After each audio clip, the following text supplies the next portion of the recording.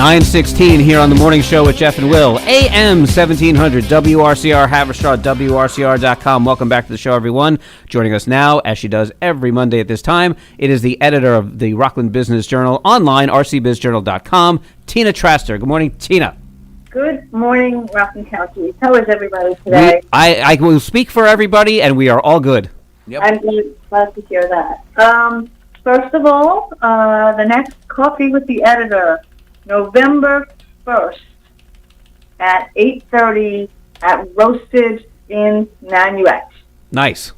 Okay, so hope to see some people come on out. Will and I would join you, but we're here on the show doing the show. I know. We do have to do like a late day thing, except that people don't drink coffee in the late day, so we have to figure out what else we can do. They don't? People don't drink coffee later in the day at all? I think not. I think maybe they drink decaf. I don't know. I'm not sure. What about your night workers? They need some coffee too. That is true. Yeah. Don't mean to discriminate there. Okay. No. All right. Well, we'll have to figure something. We'll work on it.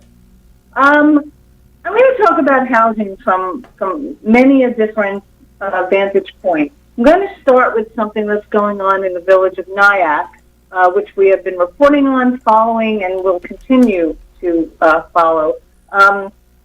There is such a thing known as the Emergency Tenant Protection Act, the ETPA.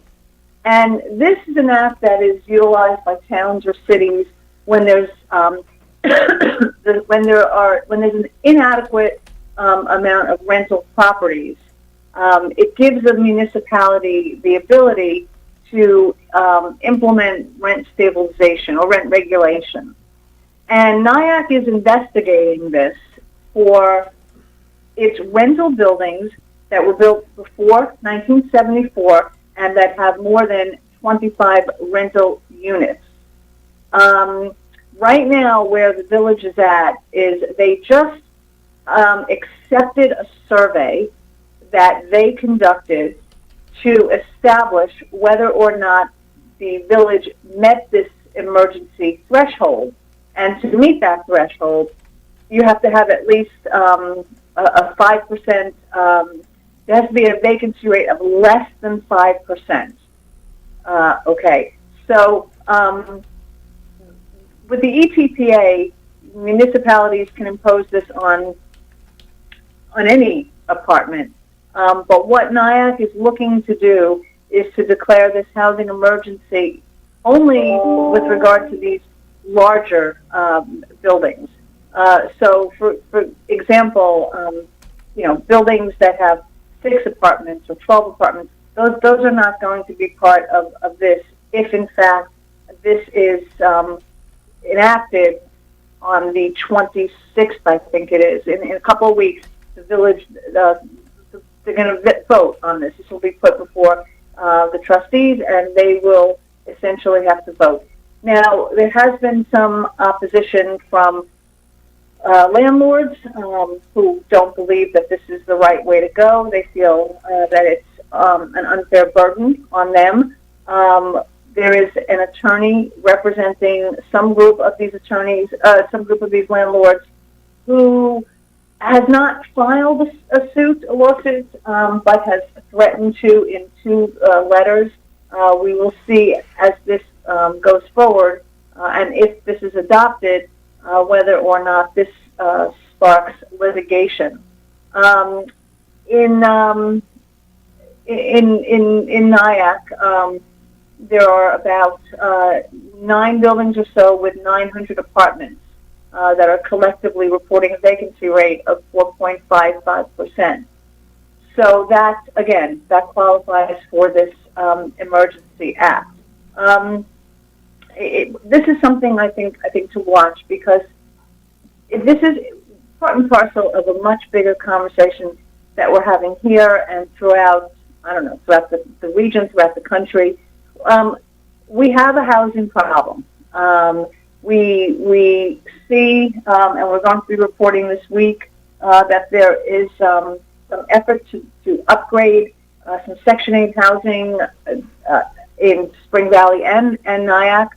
We're going to put a story out this week about a company called Hudson Valley Property Group that has just bought and put in $11 million to upgrade two section housing complexes that are side by side in Spring Valley. So that is a very big commitment. Something similar is going on in Nyack. Now, we also know that we keep seeing proposals for the sort of luxury building that's being proposed in the middle of New City, the 6-story building. We know there's luxury apartments coming into Haverstraw at Letchworth. At least that's moving along. What's missing is the middle. We keep talking about this millennial and empty nest housing, this middle of the market housing, and it just seems basically absent from it's what's missing. It's the void in the market, and it's not just a housing problem. It's a workforce problem. It's an economic problem. It's an economic vitality problem for villages and towns. Because if you don't have the housing that workforce needs, then it's very difficult to fill jobs. It's very difficult to fill jobs. It's very difficult to run businesses efficiently. So it's all part of the same ecosystem, even though sometimes we seem to, talk about it in a vacuum. It's a problem, particularly at the lower end, affordable housing. And any time there's any kind of density housing proposed, there's obviously, across the board, a lot of opposition. Did you want to say something? Nope, you're on a roll. Go ahead. I'm on a roll. Okay, and now I'm going to switch tracks to something else that, as I begin to discuss this, it won't seem like we're talking about housing, but ultimately I guess we are. So, like you, Jeff, I was out there at the vigil and rally for Israel last week, and we put out a piece that reflected what went on that evening. I don't know about you, but I truly have never seen more people in one place in Rockland County in the 20 years that I've been here. Maybe I don't get out enough, but that event was just viscerally, a reminder of what it looks like for people to unite and to turn out together at a time of crisis, and to stand shoulder to shoulder. And when I turned around and looked at as far as the eye could see, all these candles lit. It was quite a sight to behold. It was quite a moment. I was there to report on it, but it was quite a moment to partake in. I have to tell you, when you mentioned the size of the crowd, I was astounded at how many people were there. And the only things that I could think of that they even came close to comparing to, although this was not designed to hold that many people per se, is Boulder's games and the maybe a college or a high school graduation might have come close with just the numbers of people between all the graduates and their families. But in these giant football stadiums and arenas, this was on the front lawn of the courthouse basically, and there's just thousands of people. It was amazing to see. It was amazing to see. It was an amazing moment, and in that moment, I think we could all agree that we were there to show support and unity. But I want to talk about something that I think rises to a level of hypocrisy, and something that I mentioned in passing in the story that we put out last week, and that is, if this rally and this moment in time is not a self-reflection on anybody's role in perpetuating anti-Semitism, then I don't know what is. And we could all pretend that this is not a problem in Rockland, but it is a problem here in Rockland County, and it's tied together with housing.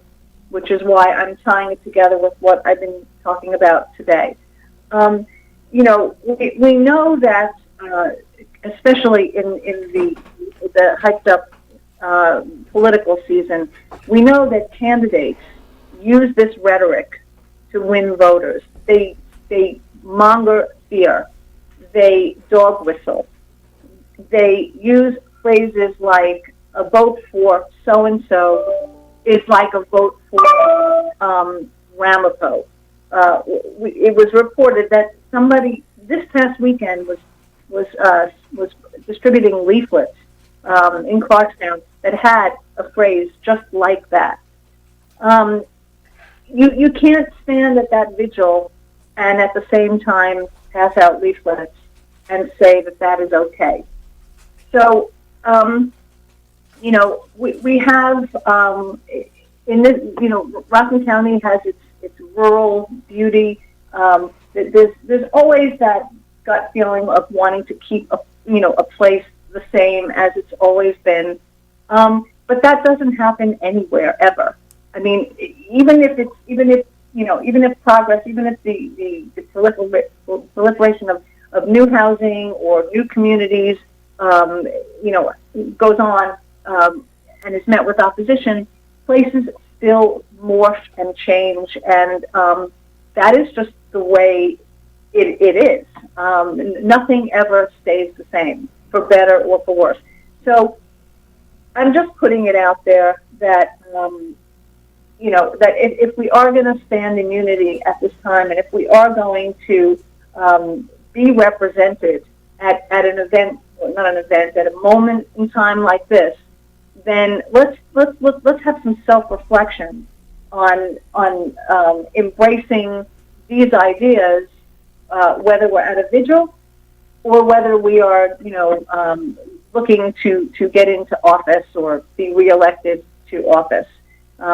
I think this is a moment for Rockland to stop and check itself and think about the language that we use and the divisiveness that is an undercurrent here. Because, I mean, we have to look at something like the Middle East to see what a tinderbox looks like on a big scale. Even on a small scale, if you want to call it that, I think that it undermines the fabric of life in the county, and it undermines the goodwill that we can have toward each other. And goodwill is what we need, and goodwill is what we want, and we hope it's around the corner very, very soon. And when it is, you will be reporting on it on rcbizjournal.com. Thank you so much. Good luck with your next coffee outing in the morning, and we'll get together soon for something with a joint thing between us and your show and your page. We'll do something. I would love that. Cool. Thank you so much, Tina. We'll talk to you again next week.